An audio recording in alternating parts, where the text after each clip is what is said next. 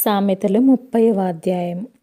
దేవోక్తి అనగా యాకే కుమారుడైన ఆగూరు పలికిన మాటలు. ఆ మనుషుడు ఈతియేలునకును ఉక్కాలునకును చెప్పిన మాట. నిశ్చయముగా మనుషులలో నా వంటి పశుప్రాయుడు లేడు, నరులకున్న వివేచన నాకు లేదు. నేను జ్ఞానాభ్యాసము చేసుకొన్న వాడను కాను, పరిశుద్ధ దేవుని గూర్చిన జ్ఞానము పొందలేదు. ఆకాశమునకెక్కి మరలా దిగినవాడెవడు? తన పిడికిళ్లతో గాలిని పట్టుకొన్నవాడెవడు? బట్టలో నీళ్లు మూట కట్టిన వాడెవడు? భూమి యొక్క దిక్కులన్నిటినీ స్థాపించిన వాడెవడు? ఆయన పేరేమో, ఆయన కుమారుని పేరేమో నీకు తెలిసియున్నదా? దేవుని మాటలన్నీ పుటము పెట్టబడినవే. ఆయనను ఆశ్రయించు వారికి ఆయన కేడము. ఆయన మాటలతో ఏమీయూ చేర్చకము. ఆయన నిన్ను గద్దించునేమో, అప్పుడు నీవు అబద్ధికుడవగుదువు. దేవా, నేను నీతో 2 మనవులు చేసుకొనుచున్నాను.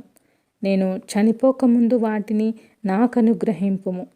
వ్యర్థమైన వాటిని, అబద్ధములను నాకు దూరముగా నుంచుము.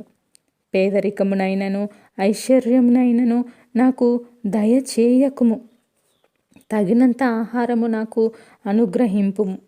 ఎక్కువైన ఎడల నేను కడుపు నిండిన వాడనై నిన్ను విసర్జించి యెహోవా ఎవడని అందునేమో, లేక బీదనై దొంగిలి నా దేవుని నామమును దూషింతునేమో. దాసిని గూర్చి వాని యజమానునితో కొండెములు చెప్పకుము, వాడు నిన్ను శపించును. ఒకవేళ నీవు శిక్షార్హుడవగుదువు. తమ తండ్రిని శపించుచు తల్లిని దీవించని తరము కలదు. తమ దృష్టికి తాము శుద్ధులై తమ మాలిన్యము నుండి కడుగబడని వారి తరము కలదు. కన్నులు నెత్తికి వచ్చిన వారి తరము కలదు. వారి కనురెప్పలు ఎంత పైకెత్తబడి ఉన్నవి! దేశంలో ఉండకుండా వారు దరిద్రులను మింగునట్లును, మనుషులలో ఉండకుండా బీదలను నశింపజేయునట్లును, ఖడ్గము వంటి పళ్ళును, కత్తుల వంటి దవడ పళ్ళును గలవారి తరము కలదు. జలగకు ఇమ్ము ఇమ్ము అను కూతురులిద్దరు కలరు.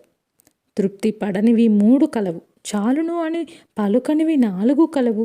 అవేవనగా పాతాళము, కనని గర్భము, నీరు చాలును అనని భూమి, చాలును అనని అగ్ని, తండ్రిని అపహసించి తల్లి మాట విననొల్లని వాని కన్ను లోయ కాకులు పీకును. పక్షిరాజు పిల్లలు దానిని తినును. నా బుద్ధికి మించినవి 3 కలవు, నేను గ్రహింపలేనివి 4 కలవు. అవేవనగా అంతరిక్షమున పక్షిరాజు జాడ, బండ మీద సర్పము జాడ, నడి సముద్రమున ఓడనడుచు జాడ, కన్యకతో పురుషుని జాడ. జారిని యొక్క చర్యయును అట్టిదే. అది తిని నోరు తుడుచుకొని నేను ఏ దోషము ఎరుగనను. భూమిని వణికించునవి 3 కలవు, అవి మోయలేనివి 4 కలవు. అవేవనగా రాజరికమునకు వచ్చిన దాసుడు, కడుపు నిండా అన్నము కలిగిన మూర్ఖుడు, కంటకురాలయ్యుండి పెండ్లి అయిన స్త్రీ, యజమానురాలికి హక్కుదారురాలైన దాసి. భూమి మీద చిన్నవి 4 కలవు, అయినను అవి మిక్కిలి జ్ఞానము గలవి.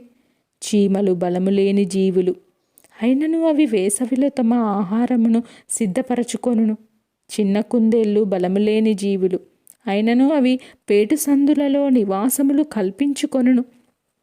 మిడతలకు రాజు లేడు, అయినను అవన్నీ పంక్తులు తీరి సాగిపోవును. బల్లిని చేతితో నీవు పట్టుకొనగలవు, అయినను రాజుల గృహములలో అది ఉండును. డంబముగా నడుచునవి 3 కలవు, తీవితో నడుచునవి 4 కలవు.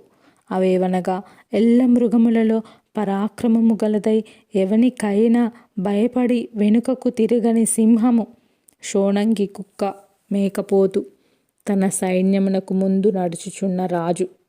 నీవు బుద్ధిహీనుడవై అతిశయపడి ఉండిన ఎడల, కీడు యోచించి ఉండిన ఎడల నీ చేతితో నోరు మూసుకొను. పాలు తరచగా వెన్నె పుట్టును, ముక్కు పిండగా రక్తము వచ్చును, కోపము రేపగా కలహం పుట్టును. ఆమెన్.